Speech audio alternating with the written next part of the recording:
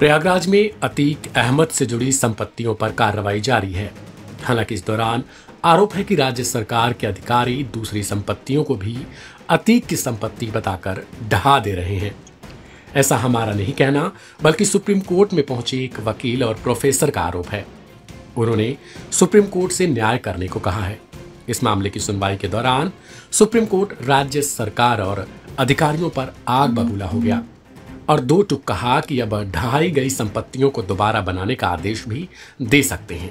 दरअसल प्रयागराज में माफिया अतीक से जोड़कर अधिवक्ता जुल्फिकार हैदर, प्रोफेसर अली अहमद फातमी, 2 महिलाओं समेत 5 लोगों के मकानों को बुलडोजर से ढहाने का मामला सुप्रीम कोर्ट पहुंचा। देश की सर्वोच्च अदालत ने बुधवार को इस मामले पर सुनवाई करते हुए यूपी सरकार को कड़ी फटकार लगाई।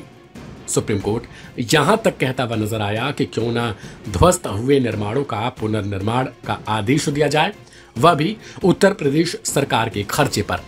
न्यायमूर्ति ओक ने कहा, अब हम आपके खर्च पर पुनर्निर्माण का आदेश देंगे। ऐसा करने का यही एकमात्र तरीका है। बता दें कि प्रयागराज में पूर्व सांसद और मशहूर माफिया रहे अतीक अहमद की ढेर सारी संपत्तियों पर सरकार ने बुलडोजर चलाकर या तो ढहा दिया या फिर उन्हें कब्जे में ले लिया गया। इसी क्रम में आरोप है कि एक वकील और एक प्रोफेसर के साथ ही दूसरे 3 लोगों के घरों को एक दिन नोटिस दिया गया और अगले दिन ही उसे गिरा दिया गया। इससे पीड़ित आक्रोशित होकर हाईकोर्ट पहुंचे। हालांकि उन्हें वहां कुछ भी राहत नहीं मिली और फिर वे सुप्रीम कोर्ट के दरवाजे पर पहुंचते हैं। सुनवाई के दौरान सुप्रीम कोर्ट ने कहा, प्रथम दृष्टया यह कार्रवाई चौंकाने वाली है और गलत संदेश देती है।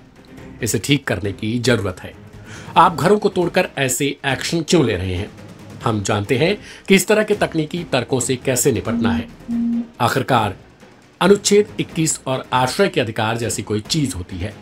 अब हम आपके खर्च पर पुनर्निर्माण का आदेश देंगे। ऐसा करने का एकमात्र यही तरीका है। बता दें कि सुप्रीम कोर्ट में जुल्फिकार हैदर, प्रोफेसर अली अहमद, 2 विधवाओं और एक अन्य व्यक्ति की याचिका पर सुनवाई चल रही थी। याचिकाकर्ताओं ने आरोप लगाया था कि सरकार गैर कानूनी तरीके से घरों को गिराने का काम कर रही है। इससे पहले इलाहाबाद हाई कोर्ट ने उनकी याचिका को खारिज कर दिया था, जिसके बाद उन्होंने सुप्रीम कोर्ट से गुहार लगाई थी। याचिकाकर्ताओं ने कहा कि उन्हें मार्च 2021 में शनिवार रात को नोटिस दिया गया और रविवार को घर तोड़ दिए गए। याचिकाकर्ताओं ने यह भी आरोप लगाया कि राज्य को अपनी गलती स्वीकार करनी चाहिए। वहीं सरकार के मुताबिक जमीन गैंगस्टर राजनेता अतीक अहमद की थी, जो साल 2023 में पुलिस हिरासत में एक हमले में मारे गए थे। याचिका पर सरकार का आखिर क्या तर्क था?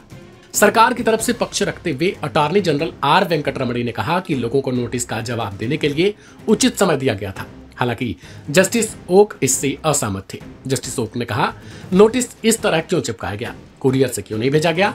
कोई भी इस तरह नोटिस देगा और तोड़फोड़ करेगा, यह एक खराब उदाहरण है। फिलहाल इस रिपोर्ट में इतना ही। तमाम अपडेट्स के लिए सब्सक्राइब करें लाइव हिंदुस्तान।